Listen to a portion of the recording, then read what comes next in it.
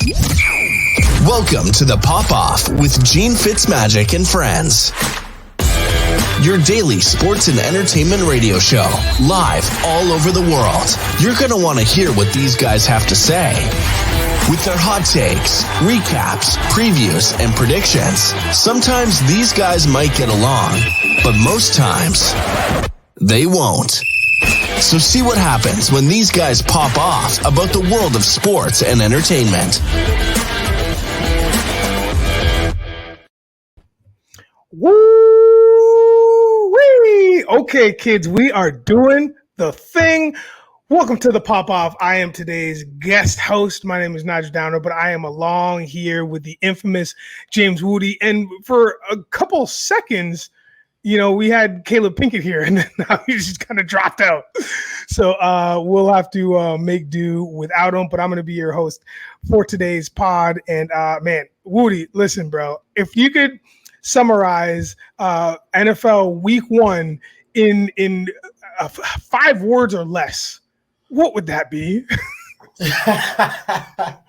Well, I was thinking you were going to say one word. So the one word I was going to say is unbelievable. Yeah. I don't even know if I can find another word, like unbelievable, chaotic. Yeah. Caleb, what's up, my guy? I just asked Woody if he could summarize Week 1 in 5 words or less. What would that be? Week 1 of the NFL. What would that be? 5 words or less. I'll let you think of it yourself. What's that say? Gorilla, baby. Yeah. Don't forget it. While he looking at you with the wolf eyes. That's what that is.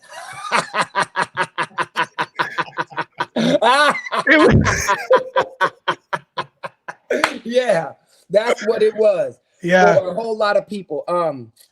You know, it's really crazy. Like, I'm watching Greeny melt down on TV about Aaron Rodgers. You would think somebody in his family died. You would think Aaron Rodgers got cancer. You would think he got in a terrible car accident and he's on life support. It's an injury. He's fine, right? I get the season, maybe. It's like relax. It's just a game. You know what I mean? It's what was supposed to happen, which is why it happened, right? Zach Wilson is supposed to be the quarterback, and you guys are going to figure it out or not. But, like, to have that kind of emotion, like, I'm like, this man is putting himself, and I'm talking about Greeny, who I love, through such an emotional turmoil over a game. Yeah.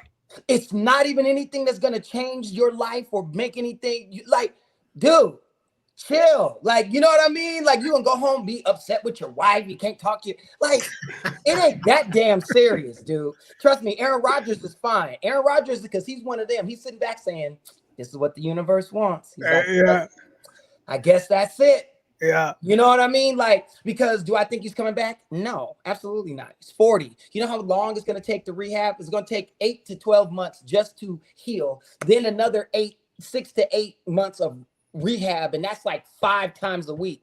And from what I've been hearing from athletes that have suffered this, they're like, it's hell. You hate it, right? Woody said it's the reason why he retired, because of the rehab it was going to take to come back from his Achilles. He was like, nah, right? I highly doubt Aaron's going to do that. Now, he may say, I want to do this for one more season, but I mean, like, he's going to miss 2. Yeah. 2 years to come back for 1. The league will have passed him by. Zach Wilson might be as good as he is now. Like, at that time, like, you know what I'm saying? Like, so I think it's done. And it's sad that this is what it is. But I mean, this is taking over everything. Forget that the Chiefs lost. Forget that the Lions beat them. Yeah, man. You know what I mean? Forget that Dallas put a 0, mark on the Giants, which is not a really big thing. You know what I mean? But that's still 40-0. No. Okay. Let me wrangle everything in. I love this so much. Let's talk in specifics now. So we might as well, because we've jumped in aggressively. So let's jump in and talk about last night's turn of events. 4 plays in, and Rodgers is a wrap. 4 plays, and the build up, all the suspense to it was like something that we were all looking forward to, not only on the pod, but the NFL in mass. And it was like, how, like tragedy, as Caleb would say, like it just was and you knew right away the way that Aaron Rodgers hit the ground. And here's the thing, Caleb, you had just mentioned that so-and-so was talking like it was the end of the world, and like, it felt like his parents were like, shot up by Joe Cool in Gotham Night, in Gotham City. But the thing is, the way that Aaron kind of pulled up, he just knew, and he was like, you could see him be like, it was what it was. What do you think from observing how the injury went down? How do you think Aaron was thinking about this as it was going to happen? I mean, first of all, let me just defend my man Greeny. All right, the world did stop for a second. It's as a matter of fact, a family member didn't die, but a lot of hopes and dreams have died. They have died. So we're still about 12 hours removed from this tragedy.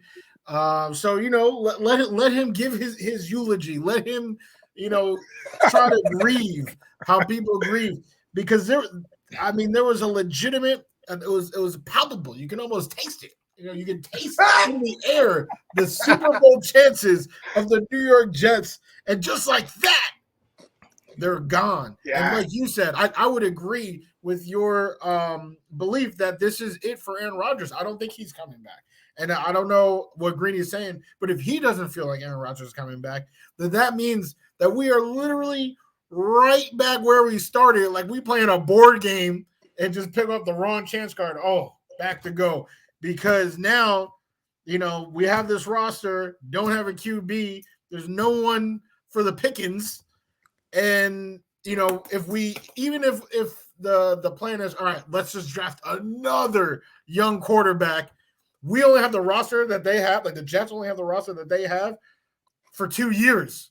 So that person would have to come in and be Joe Burrow, come in and be Justin Herbert, or now we don't have a new team and they'll be good by the time that our team is bad. So it's a loss. In terms of the injury itself, to actually answer Nigel's question directly, I knew it. He got hit one time and he just fell back down. Looked like he was doing some of that tour practice, practicing how to fall down. I turned to the family. I said, "Oh, old man got hit one time," and I just knew. But it's also a Jet thing. We lose key acquisitions every single year. There's somebody that's lost for the season by the time week one. It actually usually starts. So I'm surprised that this didn't happen in training camp.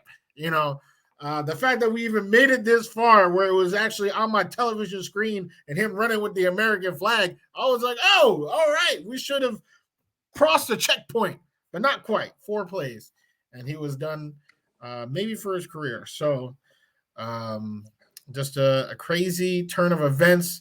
And this is how I felt on my couch, right? To Caleb's point, directly, it didn't directly affect me. It's all indirect. All this mourning and everything from Greeny and myself. But for the players who actually, Sauce Gardner, who was campaigning, and Garrett Wilson campaigning, putting all these videos on social media, so hyped to play with the great Aaron Rodgers, for that to happen with them. And they have to still play a game. Not only do they have to play a game, but they have a boy who has no confidence, that they don't want. They're depressed. They've lost their Hall of Fame GOAT, but they can't show that, because then the boy is going to be like, "Oh, all right, guys. Well, I'll try to do my best to." No, they gotta pump up Zach and gotta get him, feeling himself. So it's a lot of emotion, a lot to deal with in a very split second period of time. So. It's a sad time to be a Jet fan. Now, all this to say, y'all did pull out a W. What a victory! Oh my God! Did you see it?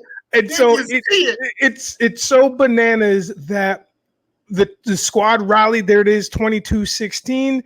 In overtime, the squad rallied. And listen, the Jets played a hell of a game, man. Not gonna like they played a hell of a game. Sauce did his thing. Who's 3 picks by Jordan Whitehead, cousin Whitehead. Sorry, yeah, Whitehead. He was representing the bloodline last night. Yo, it was a pretty vicious comeback. I know we had our group chat going on, and it was just like going off because the things that kept happening and transpiring throughout this game was unbelievable. Caleb, what do you take away from the Bills and how they left when it felt like the W was handed to them? It felt like 4 minutes into the game, 4 plays in the game, it felt like the W was handed to them. What happened? What do you think? Well, first thing I want to, because you guys brought up a whole lot of stuff. First thing I want to say is to all the posting and all this hypeness, man makes a plan and God says, ha, ha, ha, ha, ha. So there's that. Okay. Facts. Yeah. Then what I'll say about this when it comes to the actual game, it was on 9/11. They had all the spirits of all those New Yorkers pulling for that team. That's why the Jets got that kick return the punt and all that. Josh Allen pushing it, trying too hard, getting picked. Hey, that's good. That's it. The Jets are about to be 1-5. They're losing every single game that they're going to get mopped by Dallas. They're going to stop. Okay? They got theirs. Good. That's it. It's over. Right? Like, they might win. They might win 2 or 3. They might go 3-3, like Greeny said in that section. It's the gauntlet. Like, it's going to be a rough season, right? Hopefully they can support Zach. And I'm sure that they will. But listen, there was a guy that's a Super Bowl champion named Trent Dilfer. That was considered the same thing. There was a guy in Tampa Bay named Brad Johnson who won a Super Bowl in the same sort of capacity. If that team is as good as they say they are, and they're all of that, then they should be able to carry him. Let him hand the ball off, throw passes no more than 10 yards. And we're going to win the Super Bowl because the defense is that stout. The Ravens had that defense, come on now. And then the Bucks had that defense as well. Mr. Warren Sapp. It wasn't Rondé Barber, but it was it was Rondé. It was Rondé because Tiki's the running back. Rondé Barber out there as the corner. Like, they had John Lynch out there now running the 49ers. Like, that Bucks defense doesn't get the props that they were. I forgot the linebacker. Oh, my God. What was his name? I'm blanking on. The dude was ridiculously good. They shut everybody down. They whooped us. I remember I thought we were going to the Super Bowl that year. I think we were like 14-3. We're playing them. It was our last game at the Vet. And the Bucks came in and molly-whopped us. That's when I started calling them Whack Nab. Yeah, Donovan Whack Nab. You know what I'm saying? Because it was horrific. But again, so it's gonna be a rough one. But if they're as good as they say they are, they should still be able to make a push. And if they're really that team, they could still get to the chip, right? But if they think they were only gonna do it because of Aaron, now then you're right. Your season is over. You know what I mean? Like it's so funny. My brother-in-law used to always tell me this quote. He would always tell me, "Hey kid, listen, the man who says he can and the man who says he can't are both usually right." You know what I mean? Like so if they think, "Oh, without Aaron," then they're right. Without Aaron, they ain't gonna do nothing. You know what I'm saying? So but if they believe even with Zach, we can still do this because we still them boys, then they'll be right as well. So it's just all depends on them and Salah. And listen, I was taking pictures last night. Look at my man. Oh, hold up. Look at my man. Ah! Look at homeboy next to him. Hold up. Oh, look at him. Oh, look at the older man. He was devastated. I'm gonna pull it back to him. This one right here, this guy. Oh my God, look at that. Oh, hold up. Look at that face. You would think he was a Cowboy fan. Look at this woman. She's worried about her husband. She's looking at him because he's just like, don't even touch me. Don't talk to me. It's over. Right? He wanted to file for divorce. She didn't even do nothing. He's like, if Aaron's gone, this whole shit is over. But anyway, it's going to be great. It's a football season, man. These kinds of things happen. It's a tragedy. more so for Aaron the man, just his life, like his quality of life for the next 6 months is gonna be crap. Got a cast on and all, like, ugh. So I feel bad for that. Not so much the team, it's football. This is what kind of happens. This is sport. They're all multi-millionaires. They all got more money than me. They all can do what they want to do. They all can, you know what I mean? Like, think about it. Like, I don't feel bad for them. They fine. And like I said, and if they really that, go do it. You know what I'm saying? So that's how I look at it. It's a sport. It's just a game. It's not like this election that's coming, like stuff that's really going to impact your life. Yeah. You know what I mean? Like, so come on. You know, Kim Jong-un and Putin is meeting. And we over here talking about Aaron Rodgers and his Achilles. Yeah. They about to start World War III. And we over here like, damn, man, Rodgers. So what do you think are the takeaways from this? Like, what are those things that you're like, okay, well, at least there's this, and this. The Jets are firing at all cylinders. Oh. Sorry, Rudy. They are firing on all cylinders. All they got to do is support Zach. Their special teams is dope. Their defense was balling. Like the receivers, did you see the catch that dude was getting? Like, come on. And that was on Ladarius White. Like, he is a Pro Bowl corner. And dude was like, got it, all mine, on the ground, still bobbling.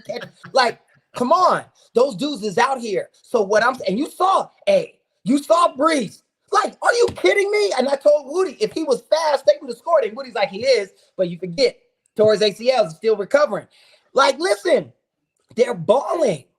So there's really nothing. It's like if everything was bent on Aaron, then you're right, your season is over. But it can't be. You know what I mean? Like, you got to go out there and you guys still can do it. Like, they still can make noise. Dolphins are going to be very difficult. Yeah. Okay? That's going to be a hard game. That's going to be a hard game. But, you know, hey, they beat the Bills last night at full strength. Yeah, I do. Except Von Miller wasn't there. Yeah. Von wasn't there.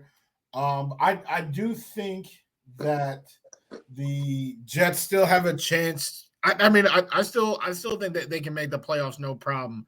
Like Caleb said, I mean, they would have to really be something to talk about, you know, Super Bowl. I think that conversation for right now looks like it's pretty much done. But I think playoffs, I mean, they were on the cusp of playoffs last year, and then everything just fell apart. And they blamed the offensive coordinator, Mike LaFleur, right? They were like, you know, you can't get Zach up to speed, you know, fired him. Now he's, you know, back in his Shanahan coaching tree working under Sean McVay. Nathaniel Hackett has had experience working with, you know, lesser experienced quarterbacks. You know, when Blake Bortles fooled the world into thinking he might be something, Hackett was his OC. That's right. He threw 30 touchdowns. That's right. So I'm not saying that Zach is going to throw 30 touchdowns. I'm certainly not saying that. But perhaps Salah thinks that they are better equipped to get the best out of Zach this year with Hackett now calling the plays in his system. And they even have more weapons, right, with Lazard and all the, you know. But Brees and Cook together back there, now you got a running game that really supports weak quarterbacks. The two quarterbacks that I mentioned that won Super Bowls that weren't top-level quarterbacks, they all had strong running games with them as well. So I think that's a big plus for Zach. I really do. Agreed. Literally, completely agree. Like you said, you know, Brees, he looked explosive. He definitely didn't have the endurance that I'm needing. But he definitely, you know, had the juice. He had electric run after electric run, even after the catch. And then Dalvin looked good too, just not as nearly as efficient. But that's what happens when, you know, somebody's averaging 12 yards per carry. Yeah. But I do think that the Jets can do it. That being said, I hope to God that they pick up another quarterback, though. No, they'll have to. They're going to go get famous Jameis. That's who I wanted. That was the name I was just about to say. Jameis Winston. Absolutely would love that. And under the radar one that I saw on Twitter, somebody, you know, reached out to me on Twitter, said Davis Mills is a pretty interesting one because he actually had a pretty good rookie year and then the team got worse, and they drafted C.J. Stroud. Mm-hmm. And then obviously, his chance is gone. That's kind of what happened with Gardner Minshew, and then they drafted Trevor. And now he might be a starter with, Anthony Richardson dealing with injuries. So Davis Mills, come on down if you're, willing to play with some better weapons. I mean, to date, his best receiver he's ever played with is Brandon Cooks, who I'm not saying is not good. He's not the Lazard level of Garrett Wilson. He's not Lazard either. He's not. Yeah, exactly. So Davis Mills, Jameis Winston, those are two names I'm really looking at. Or if we really want to get crazy and just put Gene in a frenzy, we could call up John Lynch, like you said, that man, and see what's up with Sam Darnold. They're not going to let him go. They're not going to let him go because they need him, because they know what happened last season. But if that hadn't have happened, that might be something, but they're not going to let him go. They know they need him, because you never know with these injuries. You just saw what happened with Aaron. Imagine if the Jets would have let go of Zach Wilson. Imagine if the Jets would have let Zach Wilson go, and that happens to Aaron last night. They'd be like, you know what I mean? That's how I feel about us letting go of Mike White. Like, I wish we had Mike White. Yeah. If we had Mike White, I wouldn't even care. Well, let me not say I wouldn't care. That's ridiculous. But, like, now how we're talking about, like, oh, we need somebody. Like, if we had Mike White, I'd be like, oh, just pick up Colt McCoy. Like, it don't matter. Like, like Mike White, we can, he'll steer the ship. But with Zach, I'm like, no, like, we desperately need somebody, like anybody. I asked my neighbor, I saw my neighbor outside getting the mail. I was like, can you throw me a spiral real quick? Like, yo, I need somebody on this earth to step in and be the QB1, because it's not Zach. That's all I'm saying. Where's the Kurt Warner when you need him? The guy working at the supermarket who got cut, who from a supermarket wins a Super Bowl. You know what I'm saying? That's one of the greatest stories of all time. I don't care. Absolutely. You know what I mean? Like, they better go. They got to look. Carson Wentz is hunting somewhere in North Dakota. You know what I mean? I wouldn't ask for Carson, but I'm just saying. I mean, you just never know. Nick Foles, St. Nick. They're saying Philip Rivers. Got another chick in his bag. They got another. You never know. You know what I mean? They're saying Philip Rivers, who, if we had a better offensive line, I would be okay with that. The Niners were about to ask for Philip Rivers, but their line is like they would protect. Yeah, you're right. The line, you got to have a mobile quarterback. Somebody has to be able to get out the way. A stationary quarterback's not going to work. It's no. This is going to happen to him. So because these defenses are like these. Yeah, they're nasty. Are ridiculous. They're nasty. We're gonna get into that later on the pod, because the defenses. No, it's all good. I'm just saying, like, you've definitely, like, peppered in, or you've got us all prepped to talk about the defenses, because this week was wild. Like, the defenses are exactly what we thought they were, and then some of them just showed up out of nowhere, and we're like, listen, we're not joking either, and it was fantastic to watch. However, I digress, because you said something, Mr. Pinkett, about surprises. Mm-hmm. And I want to make that segue into UFC on the weekend, the 293. Now, there was a couple of surprises there, but let's talk about the main surprise. Now, this is where I take a nice sit back. I did watch some highlights and I did my research, so I know what's up. And I was shocked just as much as I think the world was shocked. Go ahead. Any one of you boys can take this. Go ahead, Rudy. You want to start, or? I'll start because you bring me back to earth, right? Because here's the thing. All right, my dad was born and raised in Nigeria. Didn't come to this country till he was already a man. He was like 24 when he came.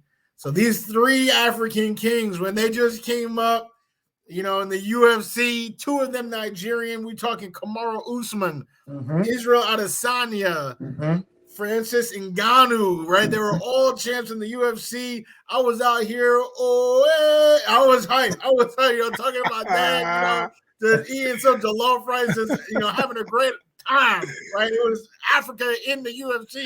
And today, how many of them are champions? None. And Adesanya, the thing about Adesanya that separated him from the two is that he was considered one of the greatest strikers in the history of the UFC. Pretty much, I don't want to say from his debut, but very early on. And what he's done, the domination Robert Whitaker, like real good fighters. And, now he comes in, Strickland. I almost didn't even watch this fight because I was like, Adesanya going to do his thing. Then he's going to show Du Plessis, who's a real African champion. But I was like, you know what? I'm bored. So let's watch it. And I don't know. I just saw a look in Strickland's eye. It wasn't even like intensity. It was almost like indifference. Like, this doesn't bother me. Like, I'm not afraid of the big moment. And I was like, oh, okay. He's not afraid. And then Adesanya's out here. He's dancing, doing his normal thing.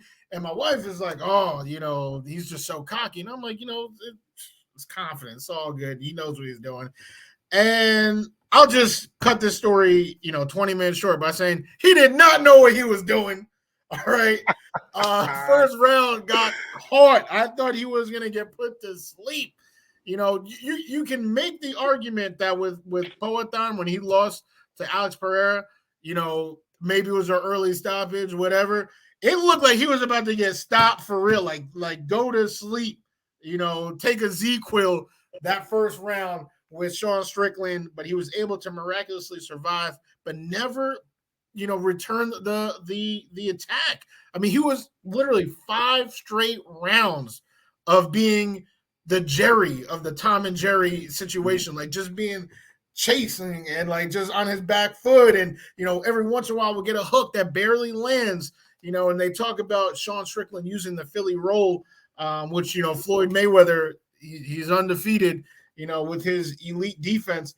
And I'm just so shocked that Adesanya was so flabbergasted that for 25 minutes, he literally couldn't do a thing besides get his face punched in. So I don't know what they do from here. If I'm Dana White, I'm not sure if he deserves another rematch because he literally just got a rematch and won. Like, or is he just going to keep hot potato? Like, if he wins this rematch now and then loses his next fight, is he just going to get rematches and, like do that whole hot potato thing?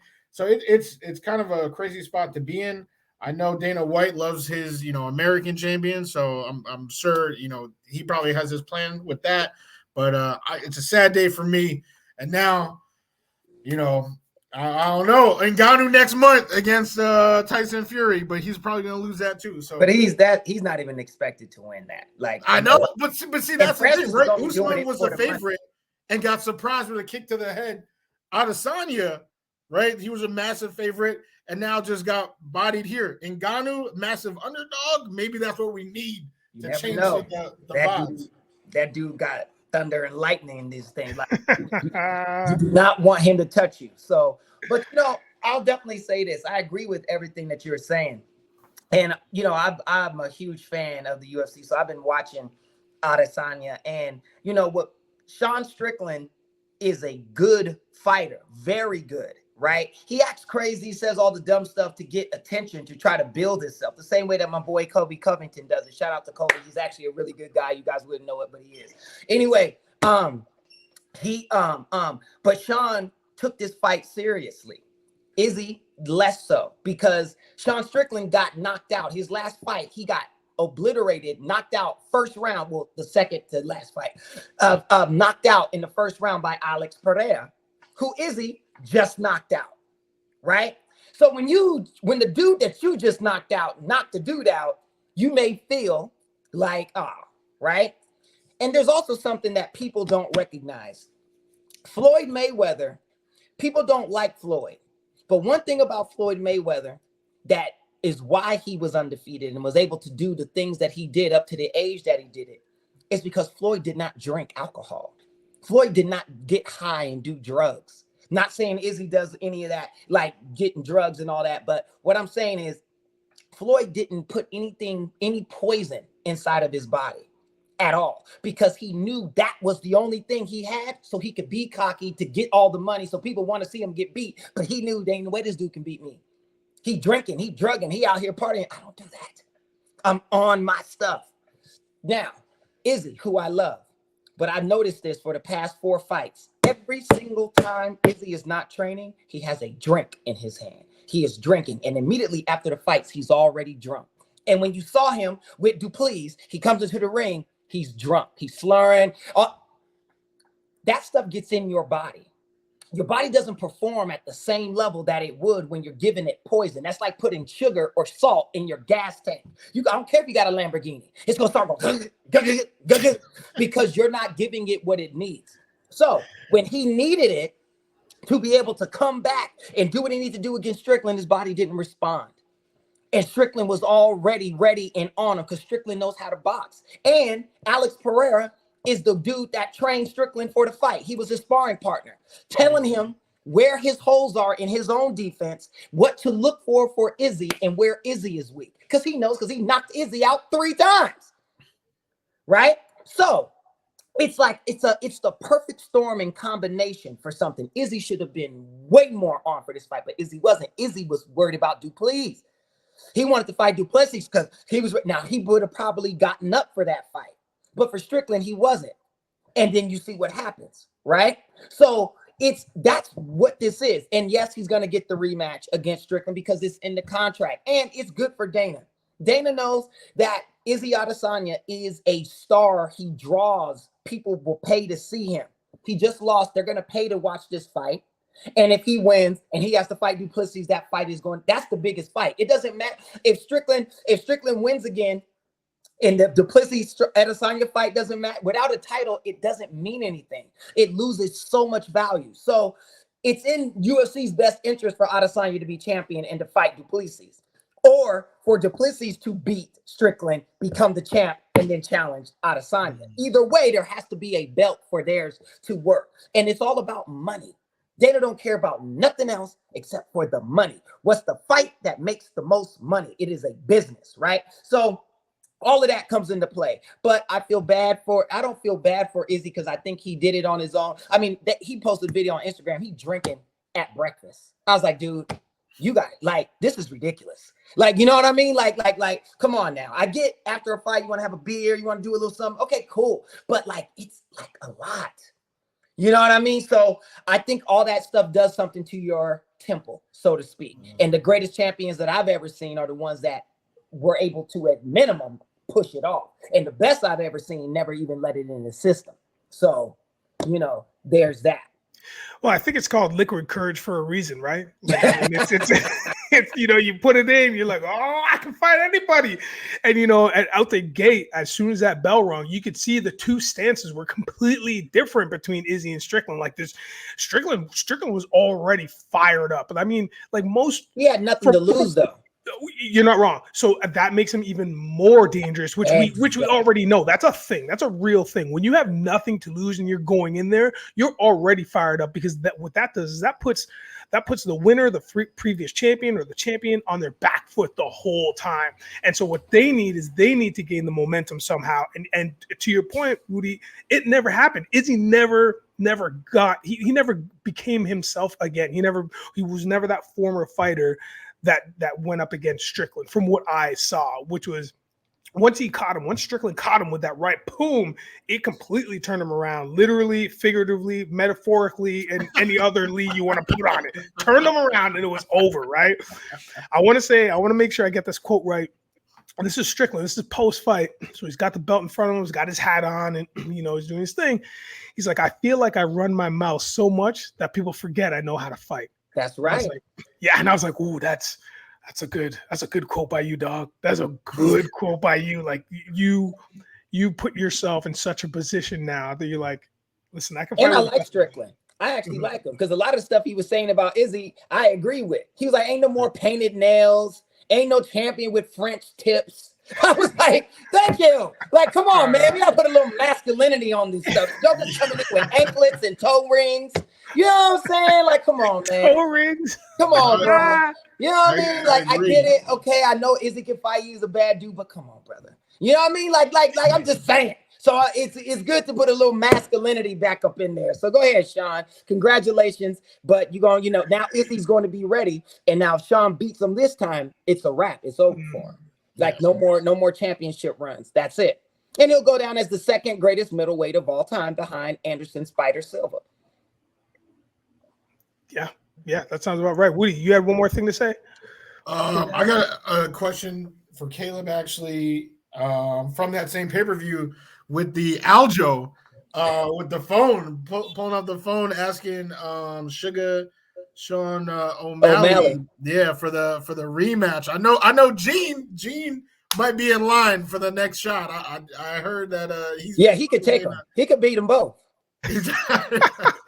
But what are your thoughts on that? You think Aljo is going to get that rematch? Yeah. If Sean is willing to, because Sean doesn't have to, because Sean can fight Chito Vera, because that's who they really want. So listen, Aljamain Sterling is not a pay-per-view draw, right? So Dana is less. Remember, I said it's about them. He's less intrigued to make that fight because he's like, if Aljo wins, I gotta have him as champ again. Like people don't like Aljo. Fighters love him and respect him, but I'm talking about the audience that pays the money. They don't want to. They'd rather it be Sugar Sean because he's more of that. And they want to see him fight at Chito Vera, the dude that beat him when Sean was on the hype train. He beat Sean and stopped all of it. And Sean had to rebuild it, but they kept him away from Chito.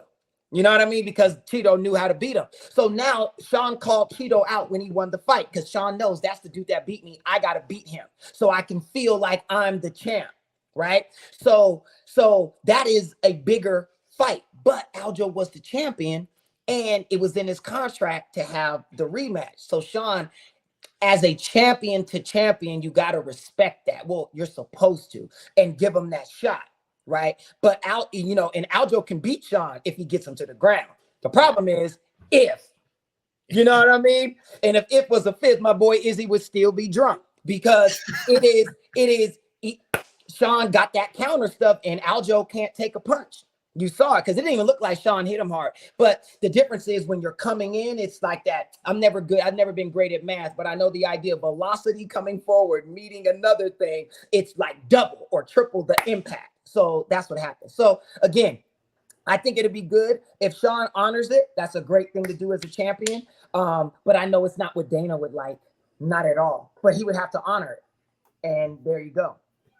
And especially, because we're talking science and physics, especially when you're not expecting these two forces to collide. We're not expecting a force to collide. If you look at that fight again, he said, I'm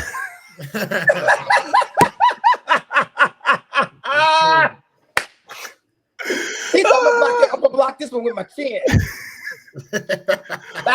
For all those people that are listening, just audio only, you need to come back and watch the video because you have to watch the reenactment that Caleb just did of Izzy watching Strickland's fist, Dragon Ball Z style. No, it was Aljo. Aljo. When O'Malley hit him. Right. Izzy too. Izzy didn't even know. Izzy was like, hold up. He was like, which one of y'all hit me? That's why. There must be an octopus in here because he got two arms and I could see him, but something else hit me. He was like, Rap, did you hit me? Izzy had an outer body experience for sure. Like, and then like his soul left for a second. It was like, hold on. But there has been this weekend. It was so fun because there's a lot of champions, and I'm talking about the new champion that was crowned. We are going to jump from one arena to the next. That had a crowd of more than 24,000 people. The one, the only Arthur Ashe Stadium witnessed a new and crowned a new champion on the courts. We had Coco Gauff, America's sweetheart, go up against Ariana Sabalenka. I always forget the middle part. Sabalenka. Okay. She lives in Miami, but she's originally from Belarus. Mm-hmm. So this was a battle for the ages. It was fantastic. I'm not even a tennis person, and I can tell you a lot about this match. This one I kind of want to talk about specifically. This one for me had a little bit more stakes. I guess I don't know. It felt like. It felt like there was more to it, the intensity of it, of what are we going to witness? Are we actually going to witness history here? Is Sabalenka going to be able to turn the tables on not only Gauff, but America, if you will, who is now going to will Coco because she is the home starlight. She's the home player who has apparently what seemed like 24,000 on her side. Caleb, let's go to you. Thoughts on that match? I mean, listen, I thought it was a fantastic match. I mean, the first set, Sabalenka obliterated Coco. Yeah. I thought it was going to be over. I was like, damn, you know what I mean? Like, because I don't care who wins a lot of the time. I just want to see a great match. I do not like it when tennis, like, especially in tennis, like, you guys are professionals. There ain't no reason you should be losing 6-0, 6-1, 6-2. Like, come on now. Like, let's go. And so the first set was that. But then Coco won the next set 6-3, and then the final set 6-2. So she mollywopped her in reverse. Here's the thing. One of the things that's not on here that I want to talk about is, and to be all honest, Sabalenka beat herself. She had 20 unforced forehand errors. That's 20 points that she just unforced. Coco did nothing. That's you hitting the ball in the net. That's you missing, right? Then she had 10 double faults. So that's 10 free points just on your serve. That's nerves, that's whatever, but that's you beating you, right? Had she done half of those, she would have won. You know what I mean? Like, just like it's that. Now, Coco did what she was supposed to do.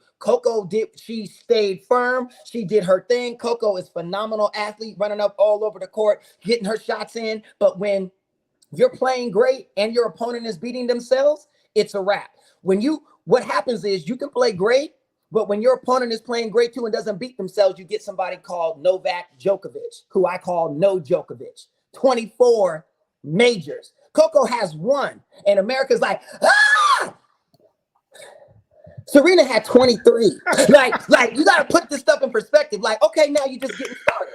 And you got your 1. Yeah. Now, Sabalenka has 13. I mean, right. And she's still ranked number now 1. You got to go. Yeah. Like, now it's time. Like, now, okay, you got that out your system. You got your first 1.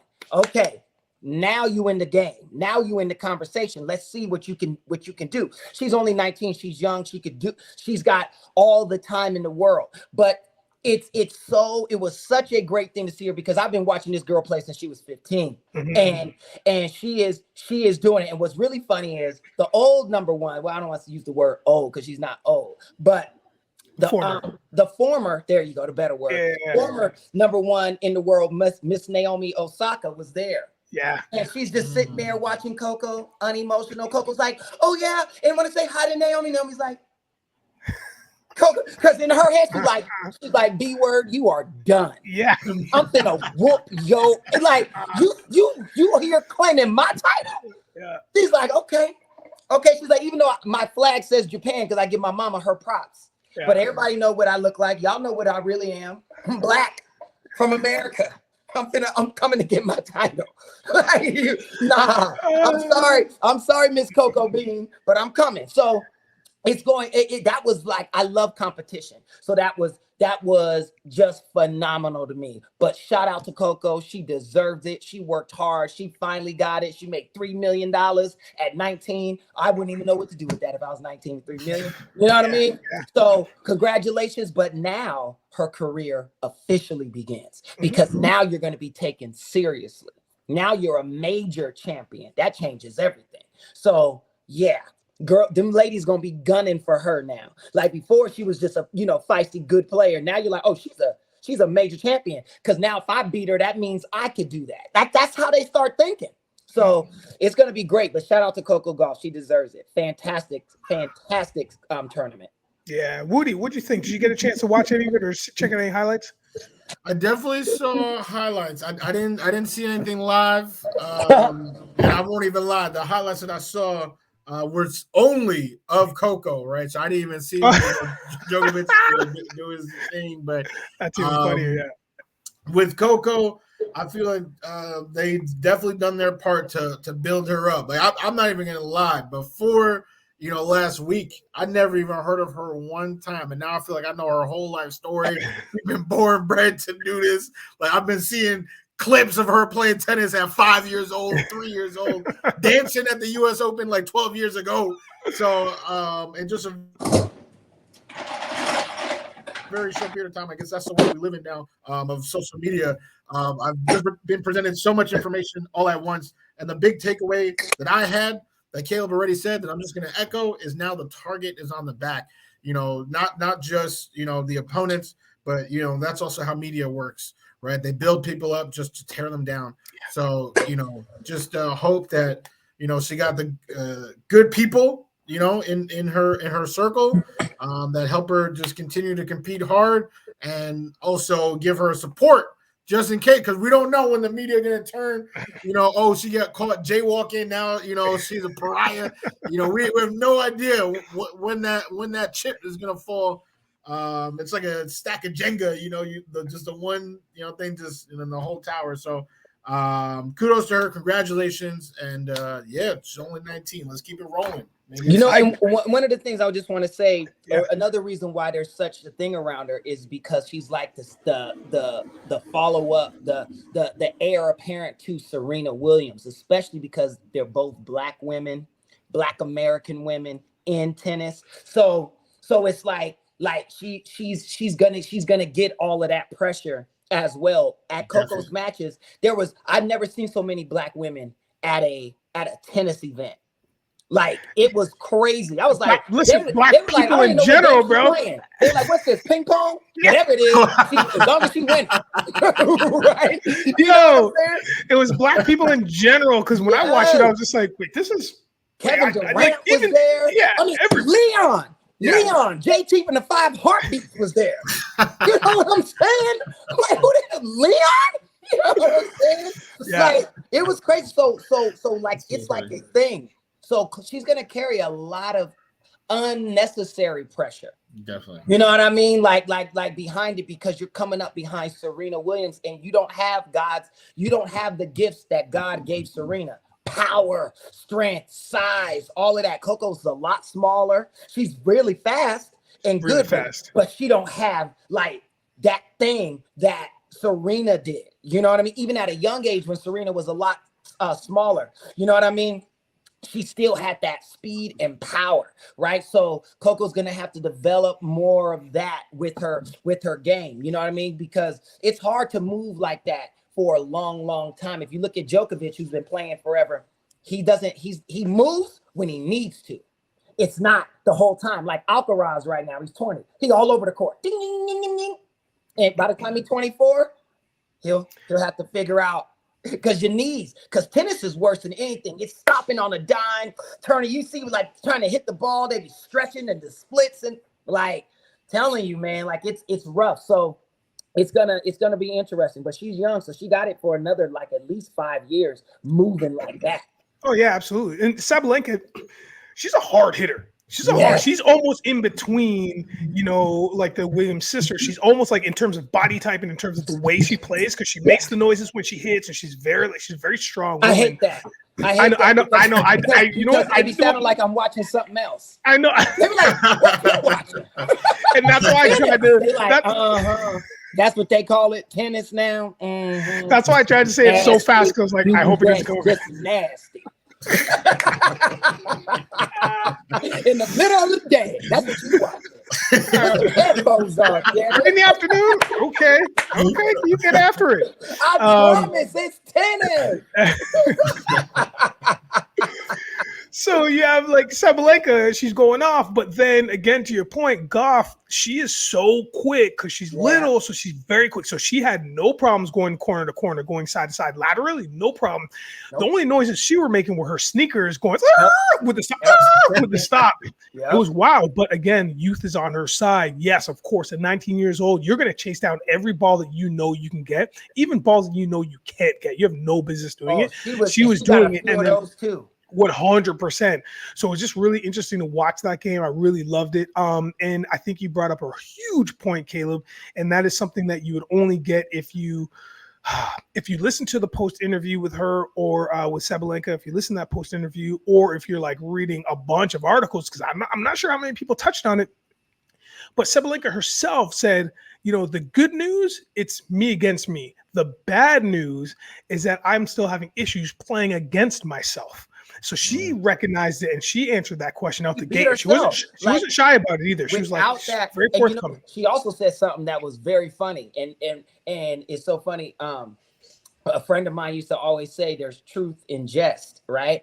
So she's laughing, and then they say, so you want to thank your team, and you had a great team. She goes, oh yes, I want to thank my coaches. They know they're all about to be fired. I was like, she's not bullshit. Yeah. Y'all think she's playing? She is not. That's she will amazing. have a new team. She let it be known. They That's all know amazing. they're about to be fired because she don't like losing. She's Yeah. 25. It's not like she's 35, like about to retire. She's 25. Yeah. Like she's like, I should have won that. And I didn't. And you guys didn't give me what I needed. You didn't give me the information because they can talk to their coaches at the US Open. You know what I mean? Yeah. Not all tournaments allow coaching, but that one does. And so, they didn't come through. And she's like, all right, well, that's it for y'all. Yeah. And meanwhile, Goff, and she said, or like 10 minutes up until the match, she was reading comments about people saying that she wasn't going to win that day. That's so, right. I mean, it just put a fire in her because she gets hated on a lot, like she does, because she's coming up behind she's being Serena compared. Yeah. Williams, and Yeah. nobody's gonna be Serena. It's and it's different with LeBron, but it's similar. It's like Michael Jordan is now an idea. He's not even a human anymore. He's an idea. It's hard to surpass an idea. Kobe is now an idea because of the way that he passed away, right? So Mamba mentality. Djokovic had a t-shirt with him and Kobe on it that said Mamba mentality while he's holding the US. Like I'm telling you, it's an idea now. Once something becomes an idea, it's almost impossible to surpass. You know what I mean? It's so it's the modern version of deification, of deifying, is what the Romans would do. Make a statue of Julius Caesar. Now he's an idea, not a man anymore. He's a god. It's similar to that. We won't use that word in modern terms, but that's what that is. Michael Jordan's, the idea of Jordan is deification. It's like perfection. It's like godlike. Tom Brady has it too. Aaron Rodgers was going up behind that. So much so, who said it today? I think it was Woody. Somebody it was Shannon Sharp on First Take said, I call Tom Brady.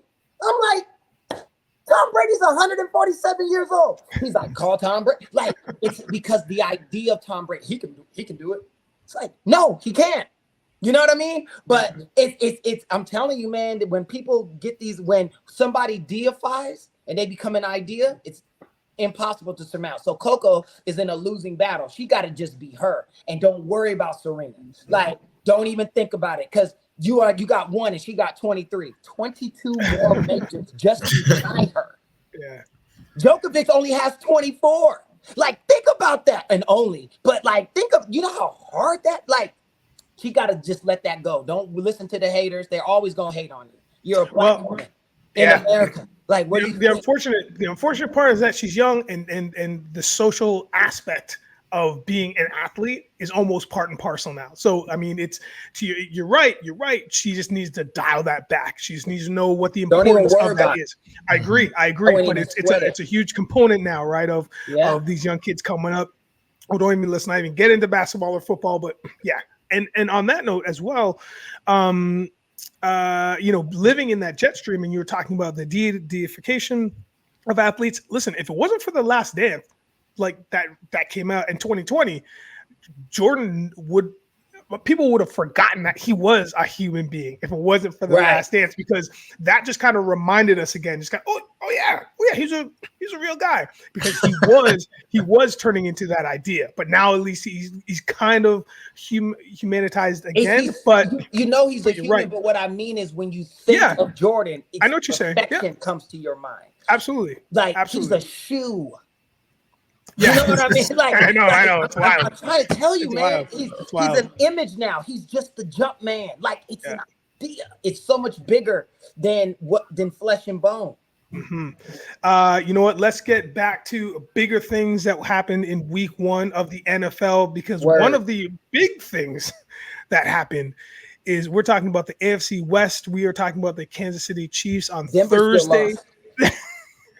On Thursday, they opened everything up, and Detroit opened everything up. The floodgates, the conversation, the chatter, their defense, their offense. I'm gonna ask you this, Woody, just in general, with the Chiefs winning 20-20, or sorry, the Chiefs losing, so the Lions winning 21-20. Are the Chiefs in trouble. Not one bit. Agreed. Like, yeah, if I'm a Chief fan, if I'm a Chief player, if I work in the organization, this is how I'm sleeping. Just absolutely no worry. I feel like every single time the Chiefs lose in the regular season, this question is asked, and it's just too soon. With this loss specifically, there are people that took Mike Tirico to task for saying, "Oh, this loss comes with an asterisk." You know, didn't have Kelce, didn't have Chris Jones. Football, you know, is a game with injuries. So I do think, you know, to say any win comes with an asterisk is probably not the right thing to say. But if I'm a Chief player, oh, of course, we didn't have Trav, we didn't have Chris. Like, you could say that. And honestly, forget about Trav, forget about Chris. The Chiefs win that game. If Kadarius Toney had hands, somebody buy that man the game operation so he can locate where his hands are on his body, because he did not know. He had no idea where they were. I am shocked that the man is still employed. Imagine if we in our normal jobs can be asked to do something 5 times and we completely bungle it 4 times and stay employed. The man, he is living on 9 lives. Call him a cat. I don't know. He was so bad. So to have that happen and you lose a 3rd down, you lose a clear completion in field goal range, which is all you needed, lost that. Another 1st down, lost, and still only lose by that amount in that fashion. That almost might be a win. You know, so if I'm the Chiefs, I have lost zero sweat. You know, now they've cleared up Chris Jones, so he's back. And, you know, Travis, it's not a serious injury, so he'll be back. I am not worried if I am a Kansas City fan. I posed the same question to you, Caleb. You agreed emphatically with Woody when he said 1,000%. Everything he said is right. And I'll just only raise him just a little on the Kadarius Toney thing. Is this one of those? He caused a pick 6, which was the difference in the game. Had it not been a pick 6, there's no guarantee that the Lions would have scored a touchdown. They might have got 3 or not. Right. So he is the clear reason why they lost. If Travis Kelce was there, he wouldn't have got any of those looks. Those would have all went to Kelce. And at minimum, one of them would have been caught, which would have changed the whole game. You know what I mean? What I don't like about Toney is this, how he went out and trolled the Giants. Mm-hmm. So he deleted his Twitter account because the Kansas City Chiefs were murdering him. The fans were murdering him for his failure on Thursday night. So then he goes to his IG to clown the Giants for losing and posting all this stuff. It's like, wasn't you the one that caused your entire team to lose? Like 3 days ago. And how about this? You're trolling the players like they got rid of you. Those players didn't get rid of you. You were their teammates. And you're going to do them like that? Like, really, dude? And then you don't even ball. You cost the defending Super Bowl champions a win against the Lions. Now, no disrespect to the Lions, but come on now. Everybody know, real Lions fans, y'all know. Like, come on. It's just barely starting now. So it's utterly ridiculous. But I tell you this, Mr. Jones couldn't have been more happier because he said, just wait, this phone's about to be ringing. Hold on. And sure enough, Friday morning, 6 a.m., his agent calls. He said, I was expecting your call last night. He says, listen, they coming back to the table. He said, I knew they would. What they talking about? Triple the amount? Exactly. Tell them I'll be there Monday. You know what I'm saying? Like, so he should thank Toney. He should send Toney a Rolex. Thank you very much, brother.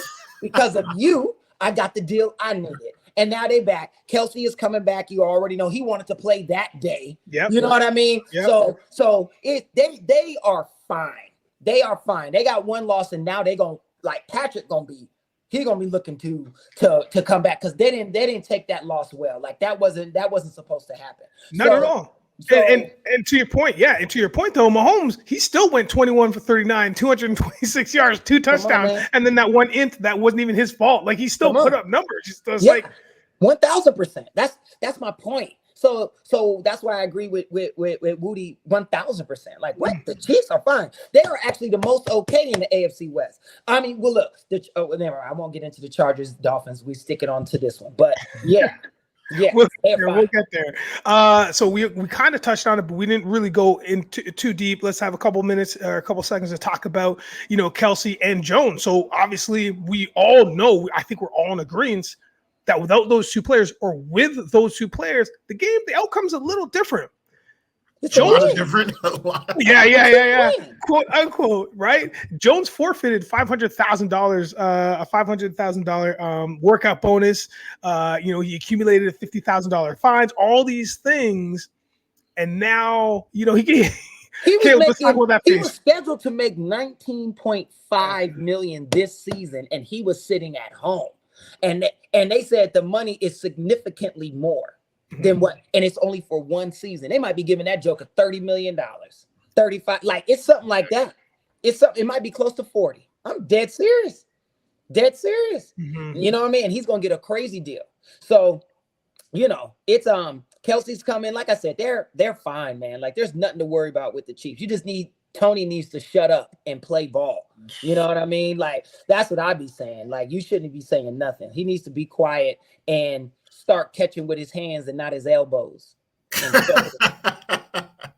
Listen, there's nothing worse, especially speaking from a receiver side. That's why I never talked when I was playing. That's why I just never, because in the one case that I'd start to talk some smack, and if I dropped the ball and if it turned into a pick six, or if it was like, it was a 3rd and long and we needed it. Well, it's Canadian football, so it's even more detrimental if you don't get that 3rd and long, because that's our 4th down.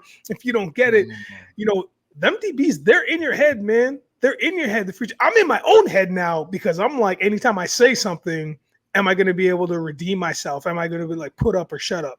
And Tony didn't 4 or 5 times. I think the receivers dropped the ball 8 times. I think he was responsible for 6 or 7 of those drops. He might have been. I know 3 that were like detrimental. Yeah, three were literally catastrophic. Like the pick 6, like cost the game. 3rd down, and then the one. He could have redeemed it in the 3rd one. The 3rd one he dropped, he could have redeemed it because the Chiefs needed the 1st down. They could have kicked the field goal. The game's over. Exactly. But he dropped it. He's out there doing the cat daddy. You know what I'm saying? It's that dance with the kids. Be like, that's how he was trying to catch the football. Crossing his hands. I got this. So to answer the question on the ticker, I think mine is obvious. It's Kelce, because you wouldn't have had to deal with any cat daddying around. Like, it would be in the Kelce's hand and everything. I actually was not impressed with the Lions offense. They only scored, was it once or twice? I want to say it was twice. It was a David Montgomery touchdown and an Amon-Ra touchdown. Yep. And then, they got the pick 6. So without that pick 6, we're talking about like 14, 17 points, and they were struggling actually. Like they needed to do that fake punt on their own like 20-yard line to even get momentum going. I think the Lions are going to run into a situation where they can't play from behind. They really are a 2-trick pony. They run it, elite offensive line. They got their 2-headed rushing attack. And then after they establish that, play action. Yeah, they can't do that. Yeah. You know what? I'll have to say, even because I agree with you with Kelce, like absolutely, but I think it's 50-50. I think it's Jones just as much as well, because had Jones been in there and on that line, being able to make some of those tackles on the running game, they wouldn't have been able to get down the field to get those touchdown passes that they eventually got and all of that, right? Like their running game was actually sufficient. It was moving down the field and the Chiefs couldn't stop it. So Chris Jones being there, it would have been completely different. And Kelce there to catch and take some of those passes that Tony got to go to him would have changed it too. So I think it's 50-50. They missed them both equally. Had either one of them been there, the game would have been different. The Chiefs win had either one of them played.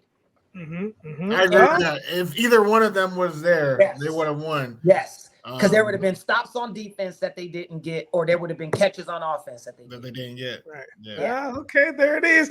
And Lions and Tigers. Oh my, we are talking about the Cincinnati Bengals. We are talking about the concern or lack thereof for Joe Burrow. The performance was atrocious. Not only was it lower than low, but it was his career low so far. 82 yards. You see it in the stats. I mean, this was tough. 14 for 31. Woo, average 2.6 yards. Are the Bengals worried about what has happened to the highest paid football player in the NFL currently? I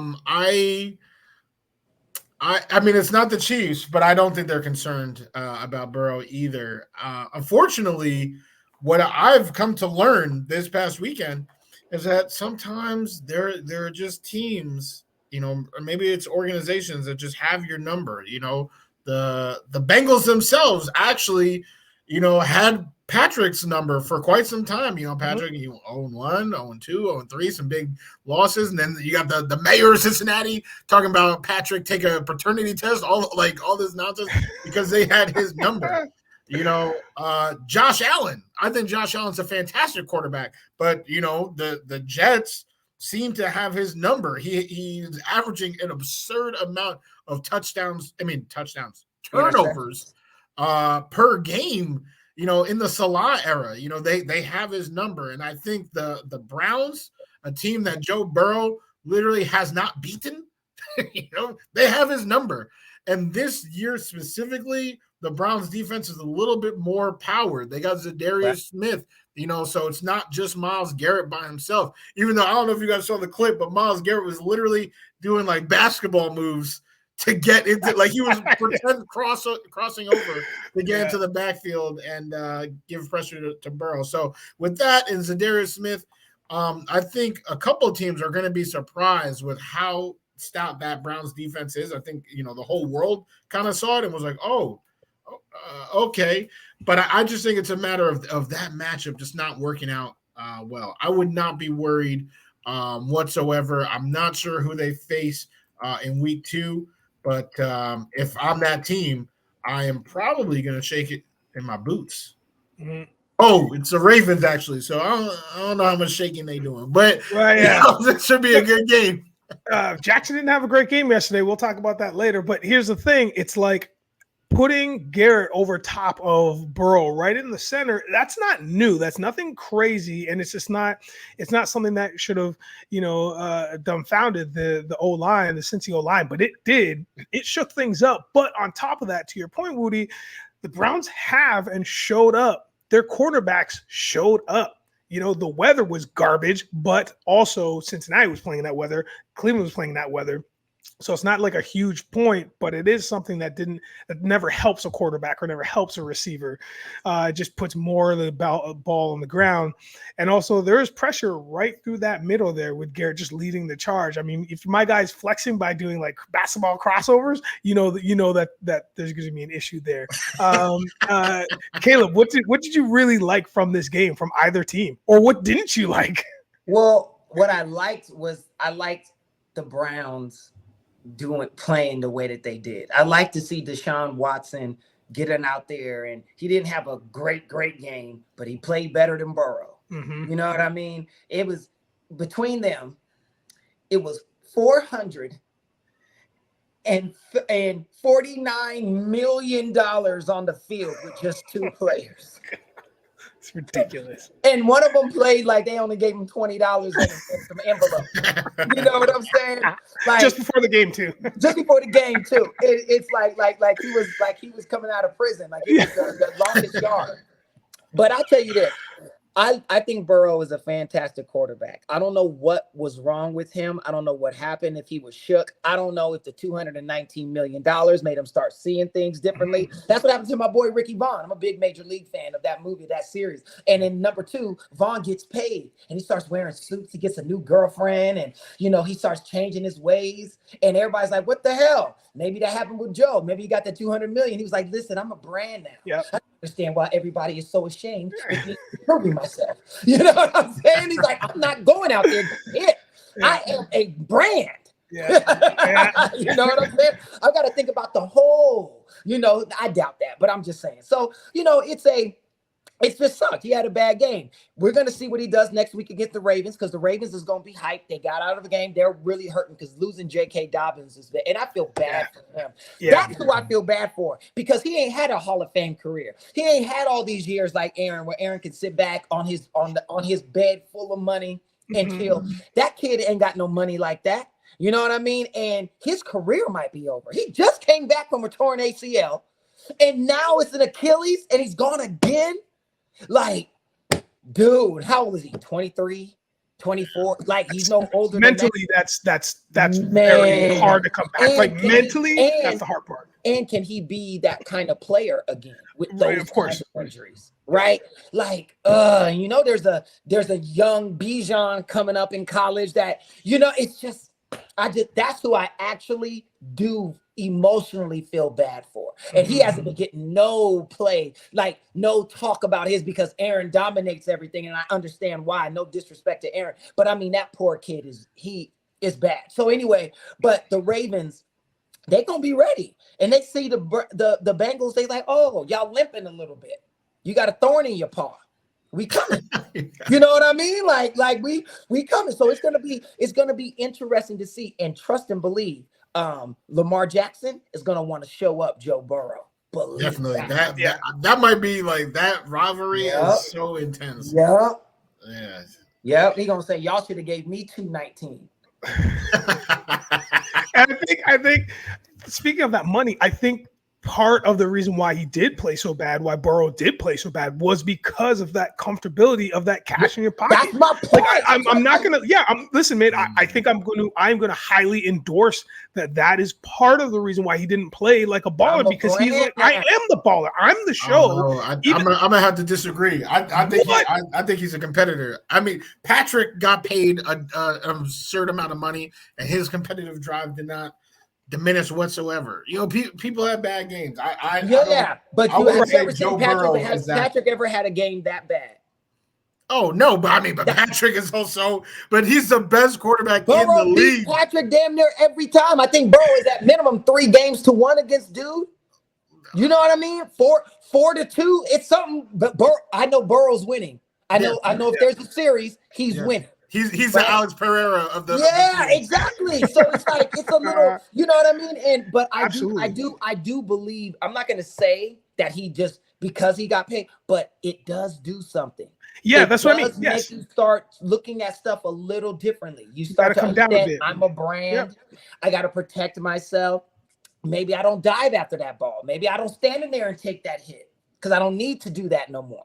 Right? Yeah. Not saying that, but there are people where that has happened.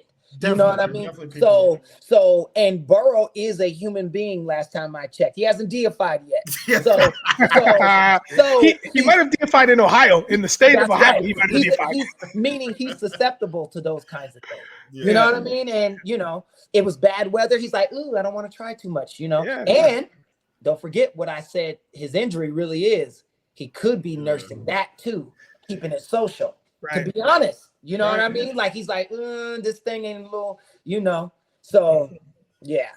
All right. Well, keeping in the AFC North. Listen, I'm not going to shy away from it. I'm a Steelers fan through and through, and I was like, if I don't come on this pod today wearing Steelers swag, I know I'm going to hear it, and I feel fine with it because it's learning. We're all learning. The Jets took all of that away from you. They sure did. Nobody is talking about that loss no more. They only talk about Aaron Rodgers. So you guys get through it real simple. Yeah, we're just going to switch it up. Yeah, and I'll get into it. I'll just say it. Do it. It was, my mom is a diehard Steelers fan. That's right. She was livid. She thinks Kenny Pickett needs to be on the first flight smoking out of Pittsburgh. She does not like him. She's like, I told you he wasn't good. You was trying to convince me. I was like, Mom, because I saw him in preseason. I'm like, Mom, look, he's doing good. She was like, no. And then that game, she was like, I told you. She's ready to disown you. She wanted to get rid of you. I was like, listen, give him a chance. He's young. He's just trying. She was like, no. And, he didn't play well, but to his credit, he said, I ain't tell y'all I was the man. I told y'all when y'all was praising me, I said, it's just preseason, relax. Yeah, exactly. He did. Yes. And what I told my mom, and the same thing I'll say, they're playing against one of the Super Bowl choice teams in the end. Like San Francisco was looked upon as a Super Bowl contender, not just a playoff team. I'm talking getting to the chip and winning it. So he's playing against a boss team. Week one. Yeah, out the gate, week one, you're going against the probably now number 2, number 3 defense in the league easily. And there's no, you know what? I'm gonna step away from this one until I hear from my man Woody, and then I'm gonna jump on it because I want Woody. You bring your unbiased opinion to the game, to the outlook of the Steelers, and how Pickett and the rest of the squad played. I will not lie. It was not great. It was not great. It was tough because I know we were talking and you were watching. I didn't want to follow up in real time because it was tough. But that's the ups and downs of a young quarterback. I mean, as people, you got to be able to stand in there and attempt 46 passes in a game. And a couple of them don't go your way. A few of them didn't really go his way, but that's part of the learning experience. And definitely going against San Fran, a very highly motivated San Fran. I guess I didn't just realize the level of motivation that the team had. After what happened to the Eagles, they probably still feel like they should have been I'm so sorry. Those eyes roll, Caleb. But that game. Oh my God. I don't even want to, man. We can. No, that's how they feel. And now they came to a team that also has a tremendous defense that, rebuilt their offensive line. Well, they got to rebuild it again because here's 5 sacks. Bang, bang, bang. You guys. They have Big Nick out there. See, people be, man, listen. Well, hey, that's what I was just about to say. You guys talking about Burrow. I don't know. I'm a brand now. Nick Bosa. I said it don't too. matter. Yep. He's out here hitting. All right. And don't forget TJ Watt on the other side, though. Oh, monster. And that's a thing. He might be better than TJ. And that's a thing. JJ? That's a thing. Hey, wait, say it again. JJ, he might be better than JJ. He might be. He might be. Yeah, TJ might be better than JJ. Yeah. He is ridiculous. Listen, and that's the thing. This is where I also want to say, sometimes we got to give these players their flowers, especially my man Watt, when the game looks that bad by the numbers, and you're when you watch the game and how much he just performs regardless, you can see some people kind of shrivel up or just kind of sink and just kind of go through the motions after they're getting beat up. But this guy showed zero of that. He was like, every time I'm on here, you're getting 1,000% of me, and I'm doing it no matter what the score is, no matter what. He was TJ, in a big way last year. Yo, TJ, I just want to tell you this, brother. If you tired of a quarterback throwing interceptions, overthrowing receivers, fumbling, come to Philadelphia. All right. I even laughed before the joke. Get out of here. So look, I don't think my squad tricked us. I don't think the Steelers tricked us. I think what it is, again, Woody, you said it. This is the ups and downs with a new quarterback, man. And then Caleb, you said the same thing. Here we go. You're playing week one against one of the best, if not the best defense in the league. Yeah. Things were bound to go awry. Again, we're my biggest beef, and then we're gonna move on. My biggest beef is with some of Steeler Nation, not all of it. Some of Steeler Nation just calling for heads to roll now. Tomlin, Yeah, my mom Matt was Canada, one of Matt Canada. I kind of believe the offense, it was a struggle everywhere. But again, we gotta wait. We gotta wait until give me like at least week 3, maybe week 4, because then people are kind of getting more so into their rhythms, and you can see what's really happening. But listen, like, let them live. I'm still down. I'm still for this ride. I agree with you, Nigel. You know? The Steelers didn't trick anybody. No. The media tricked themselves. They were the ones blowing up the Steelers. Nobody on the Steelers was like, check us out. Yeah.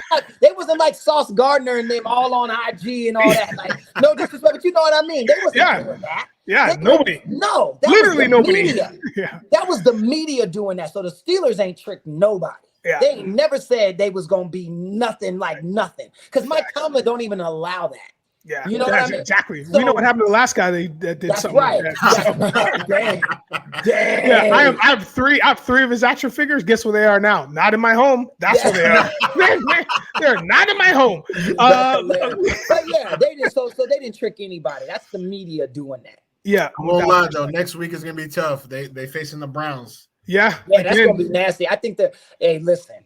The Browns can get out. Listen, if the Browns win these games divisional, they're gonna end up winning the division because they'll have the divisional wins, and like that could change a whole lot. Yep. I believe I could be making this up. Woody, did you not predict the Browns being winning the North?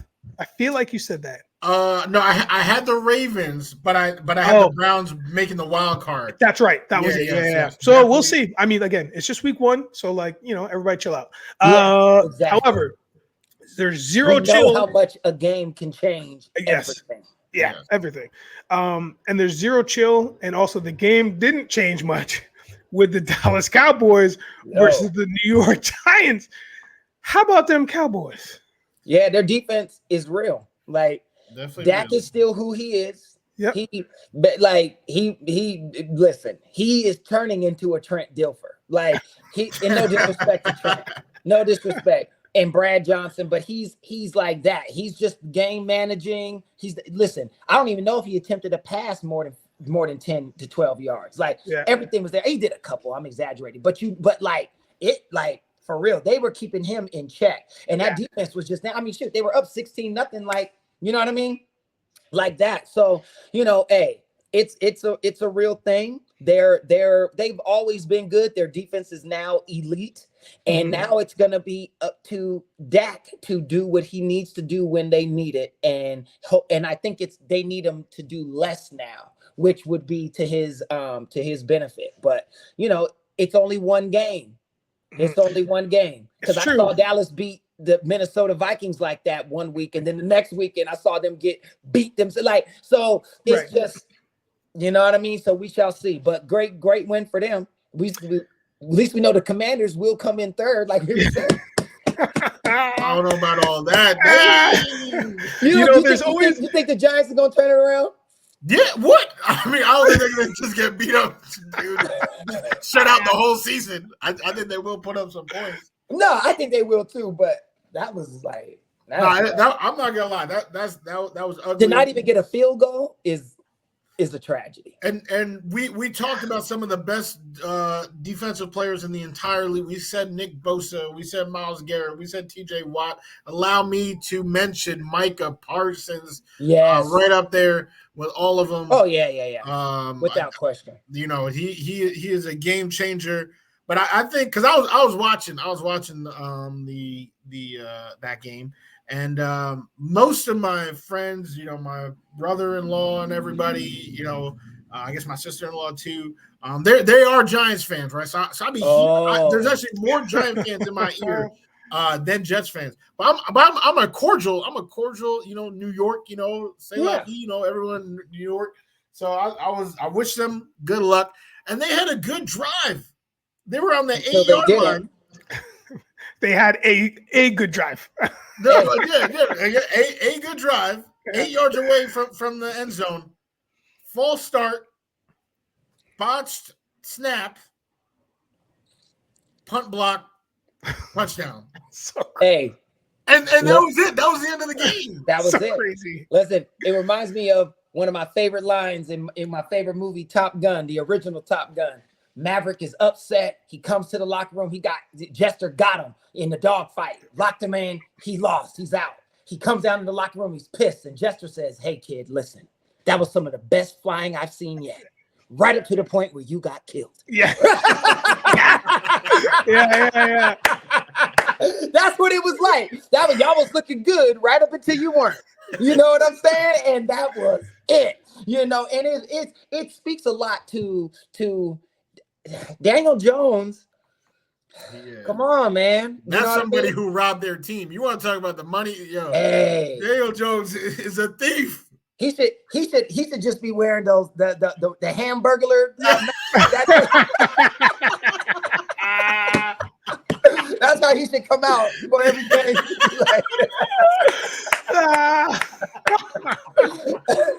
I love out of all the characters you can think of that wear like a mask, you're like, yo, the Hamburglar. And then me and Rudy are like, yeah, that checks out. That checks out, man. I love it. That's so funny. Listen, I don't want to take much more of your time because we've had such a great time here, but I also want to say that, if you go on ESPN site, you can see the differentials in points, and it's bananas to look at it. And then, you see the Dallas Cowboys plus 40, and then you see the New York Giants minus 40. It's such a huge number. Everybody else is like, low 20s or like 1 or 10. And just to see plus 40 out the gate, it's a wild number. Listen, we're running out of time. But I really think this could be a thing to chat about, which is the rookie report. There's been a lot of this whole week had so many impressive performances by and shocking performances by people. Let's talk about that. Let's talk about any rookies that shocked you and surprised you. Richardson. Yep. In Indianapolis, Robinson in Atlanta is playing like he was electric. Like he's like been in the league for a few years. So good where I forgot which pundit said it, but it was like he could be like LaDainian Tomlinson. I was like, dang it. But everybody remember how LT was. I know he didn't win no chip, but dude was nasty. Yeah. But not a rookie, but somebody I got to give a special shout out. I don't care what nobody say. What up for my boy Baker Mayfield? Baker, yeah. All right, that's enough of that. But we'll get to that. I think Richardson and Robinson were phenomenal. Like really showed up. Like Richardson looked like an NFL quarterback. Yeah. More so than what's his name? Bryce Young. Yeah. More so and than CJ Stroud. And CJ Stroud. Yeah. I mean, look at these numbers, man. I mean, this guy put in 223 yards week 1, like 24 to 37. Okay, you're welcome, young man. What he definitely needs to do though, and this is the problem with every young cat is, you got to protect yourself. Slide, brace for hit. My man's was lowering his shoulder and he couldn't finish the game. Yeah. I feel like Josh Allen is really the only guy we've seen that, literally does not brace and did you see Josh Allen try to jump over? Yes. I was like, what? Or like he dove. Like it wasn't like a hurdle. He died to jump over. Yeah, he was horizontal. I'm like, dude, what are you doing? I was like, this dude's crazy, man. I was like, he got to stop. Yeah.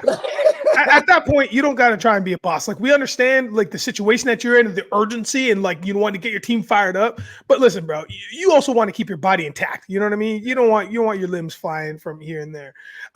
Woody, any other rookies? I'm sorry if you mentioned. I was thinking about Allen just throwing himself to just haphazardly. No. My rookie, he's definitely not taking the league by storm. Richardson and Bijan had good games for any quarterback or any running back. But the person I was going to highlight is Sam Laporta. He's the tight end of the Lions. And at the time, I thought it was very odd that the Lions traded away TJ Hawkinson. Now I realize it was an expiring contract. But what Laporta showed me in just very brief play, you saw the stats there. 39 yards is nothing to praise. But he had the second most receptions in that game, or so I'm seeing something in Jared Goff where maybe that is his security blanket. Because like I said, the passing game is very limited beyond play action. So if he can start building rapport with some of these guys, that would be great. He also is the only player in that game to catch 100% of his targets. And I know Kadarius Toney definitely did not contribute whatsoever to that, but I'm talking everybody on both teams. Only Sam Laporta caught all 5 of his targets for the 5 receptions, second on the team. So I'm curious to see, do they have a new Hawk? Did they know that, this class was deep, so they got rid of Hawk and now Laporta's going to step up? Pretty interested to see. Yeah, and speaking of like other receivers and other catchers, I want to give a huge shout out to Puka Nacua, the wide receiver from the Rams. Yep. Shockingly, yes, this cat, 5th rounder.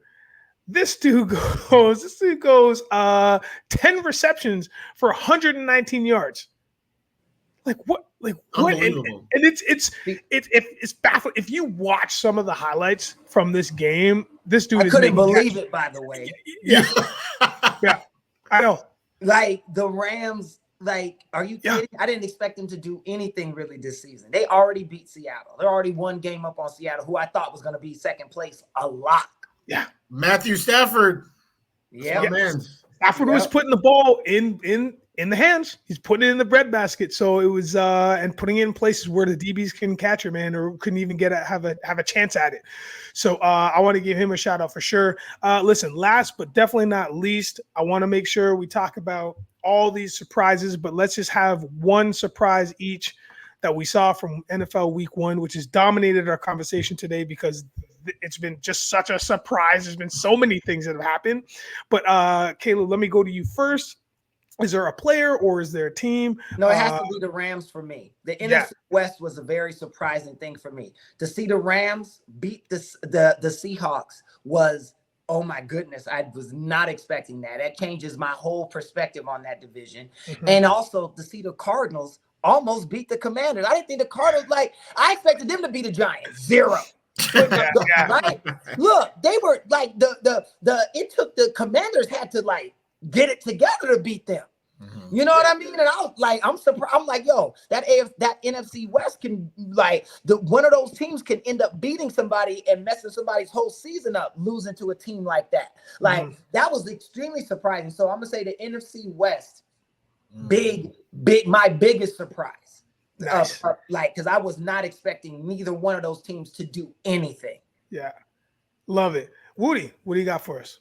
I'm sticking in the NFC. There was so much hype. They had a decent offseason. They brought in a true number 1 receiver, and we've seen it. We've seen the jump with you get a young quarterback, a top receiver, Kyler Murray, DeAndre Hopkins, Josh Allen, Stephon Diggs, Joe Burrow, Jamar Chase, Justin Fields. Who? DJ Moore is a great receiver, but Justin Fields, where are you at? My Lord, on the home field, what was he doing? He was looking like dead trash, getting out-dueled once again by a Packers quarterback. But it's not Aaron Rodgers. Yeah. Okay, it's Jordan Love. You're right. And I it was so much more from him too. It was bad. And don't get me wrong, because their offensive line, he was under duress, like a large portion of that game. The offensive line was not great.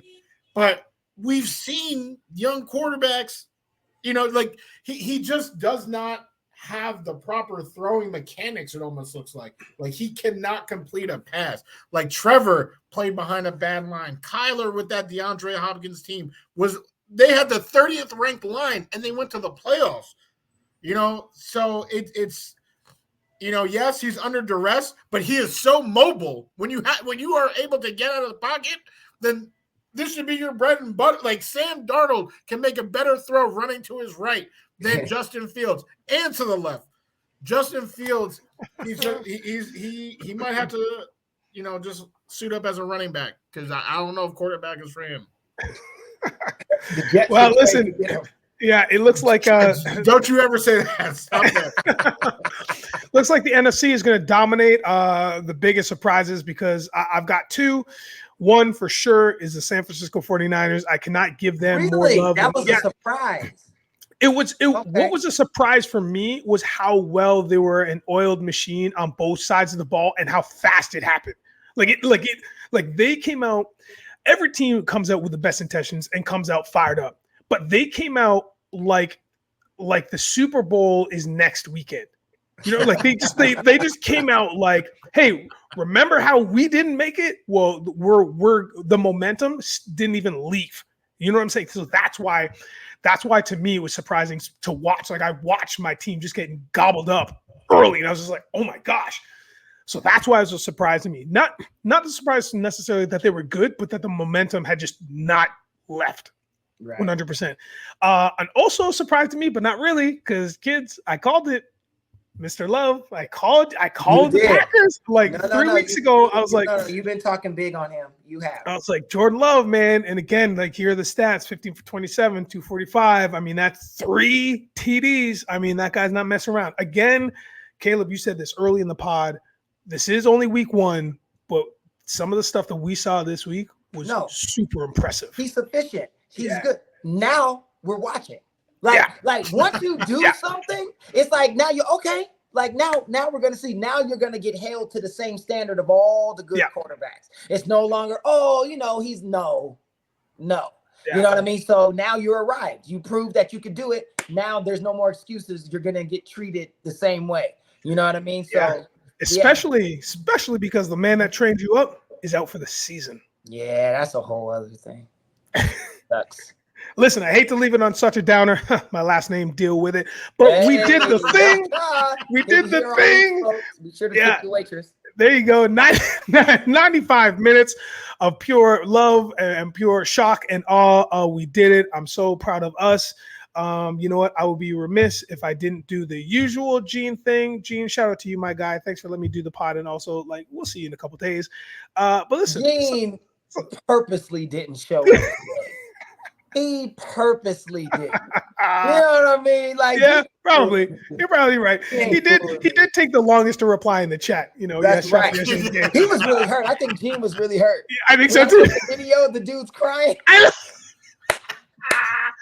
Listen, y'all, we had a chat amongst us and during that Jets game. And man, if you want to talk about jokes, I should save that and use that as a sketch because it just feels like everybody, our personalities couldn't be more defined in that chat than anything else. It was genius. Yeah, it was fun. Woody, last words, my friend.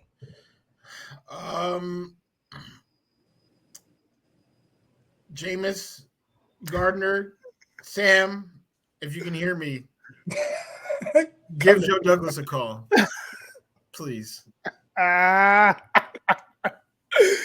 One of them is going to be there. I can promise you that. I hope one of them is going to be there. The Jets have to have it. Yeah, they have to. So even though they may not get off your boy, Zach may be the guy, but they're going to have somebody right behind him. That is without question. Yeah, 1,000%.